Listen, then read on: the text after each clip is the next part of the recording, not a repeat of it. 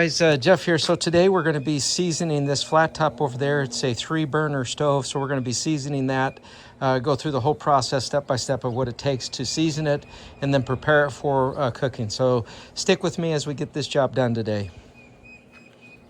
Guys, Jeff here, just going to be seasoning this grill. I've gone ahead and lit these burners. So this is the 3-burner Camp Chef Expedition, and I have the solid cast iron flat top for it. You can see it's fairly new. It does have a little bit of rust and whatnot on it already, but I'm going to go ahead and heat this up. So obviously your first step is just to make sure you've got any debris off of it. I did a real quick cursory wipe on that, and then go ahead and heaten that up. So I've got the burners on high. You definitely want this to be up into that 450 degree range. So you just kind of go ahead and heat it up. You're going to see it start to smoke. A lot of the smoke that's coming off of it is whatever comes on the factory that they put on this so it doesn't rust sitting there, because cast iron just exposed to the elements will rust. So this is a great way to do it. We're going to go ahead and just get this super hot. You can see it's starting to change colors in and around where you can actually see the burners at. So this is a very predictable part of this process. So as it gets up to temp, I'll get some oil ready. You basically just want to use some high temp oil to do this, some really good high temp oil. Canola oil works great. Most of you are going to have that around, and that's going to be the cheapest one that you have to use. So I'll go get the oil ready. We'll come back and temp this out. Be just a second. Okay, as we discussed, that oil has pretty much been burned off. You can see some spots that really took the oil good, some that didn't. So we're gonna repeat this process 3 times. We'll put the oil on, let it smoke, start over, put the oil on, let it smoke, and then we cool it down and finish it off. So I'm gonna get to putting some additional oil on here, and we'll go ahead and use that.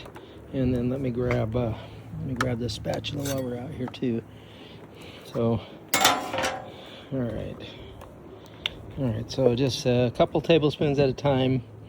You can see that it's hot enough that it just wants to run, almost like mercury, you know.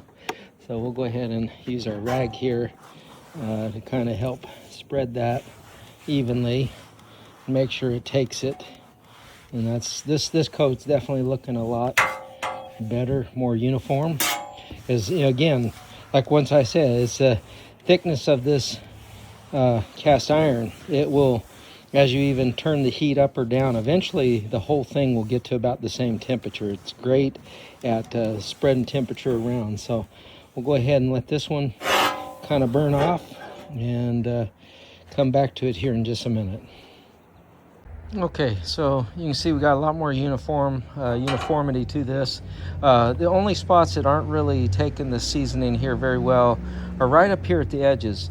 And the reason for that is that this grill isn't 100% level. I think as you watched me do this, the oil wanted to run forward and down this trough here. So what's happening is since it's sloped this way, all the heat's hitting here at the back. So it's getting hotter. It's getting hotter at the back of the grill than it is at the front. So, you know, if you're really worried about that, you could obviously level this out, or just even you could apply some heat directly to these spots to help get it a little more uniform. But for what I'm going to do, this is going to be perfect. I'm not going to be worried about it. So what's happening now is I'm just going to let this last little layer of oil kind of burn itself off. I'll take my oily rag, because that's, you know, it's got plenty of oil on it. After this is cooled down a couple 100 degrees, so maybe 30 minutes from now, I'll come back and I'll just wipe all the surfaces again, just to make sure that I do have a good layer. Now, the last thing you want to do is to have any real oil standing on it, because the oil that you put on here, if you see it and it's on there and you haven't wiped it off, that oil can actually go rancid. Meaning that it's going to add a really bad flavor to your food. So you do want to keep a nice balance between it being oiled and slightly oily to the touch, and then having a bunch of oil left on it. So don't leave your oil on it to where it's going to go rancid. Make sure you wipe off any excess oil, but you should be able to tell there'll be a nice sheen to it. So anyway, we'll get to that point, and I'll show you what I'm talking about. Now, when I shut off a grill, anytime, especially if I'm going to be disconnecting this hose, because I'm going to be transporting this tomorrow.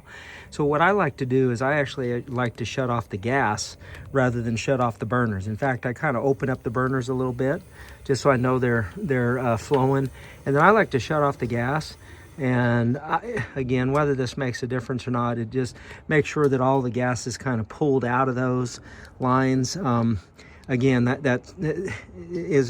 does it matter? Probably not. That's just something I was going to share with you of what I do. You don't have to do that, but that's just something I do. So I'm going to go ahead and shut that. Now that I know that it's off, I'll go ahead and shut that down and let this cool down like we're talking about. The reason why is that, you know, so when I disconnect this, I don't get that poof and then all of a sudden a bunch of propane that then just flashes in my face. So by draining the hose, if you will, turning it off here first, then I know that no propane then flashes back at me. No big deal. It's not like it's a super big hazard, but that's just a preference way that I do it. All right, so you can see this has cooled down quite a bit. We're in the 200-degree range. That's pretty good. I don't think it needs to be much hotter than that. So you can just do, and again, I'm just using the rag that I already had oil on, just kind of that oily rag. Now if yours is kind of dry, you can put a little more oil on it, but this is kind of just the top coat. You're going to kind of spread that around again. Again, you're looking for just a coating of oil. This is the lightest coating yet. You're not going to put on more oil to burn off. And so you're just going to use this as the top coat. This is what's going to stay on the actual flat top and protect it from rust. And then also be ready to use, since it's seasoned, it'll be ready to use for your next outing. In this case, tomorrow I'm going to be cooking quite a few burgers on this. So just to make sure it's clean. Now, people always ask, well, what do you clean these with? And of course, you know, it always comes up about soap and all of that. Well, first and foremost, you want it to be sanitary. So no food residue, nothing that's going to spoil and potentially cause any problems. So obviously the main thing is debris free, and you can get it pretty debris free with a little scraper, a brush, wire brush, whatever you want to do. And then you can just take a rag. Even an oily rag like this will go a long ways to help clean it. But one of the tricks I do is you can actually sprinkle on this. You can sprinkle some kosher salt, especially some of that real coarse stuff, and that will help be as a little bit of an abrasive exfoliant kind of thing that will help get things off. And worst case scenario, if you do have to clean it chemically, either with soap or degrease or whatever it is you want, you can do that. You just have to be wary that you may have to re-season it after you do that.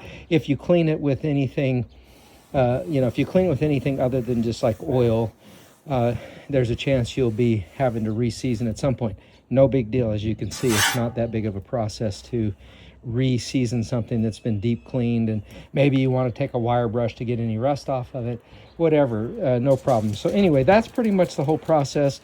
If you like this content, by all means, make sure you like and subscribe and share. YouTube loves that.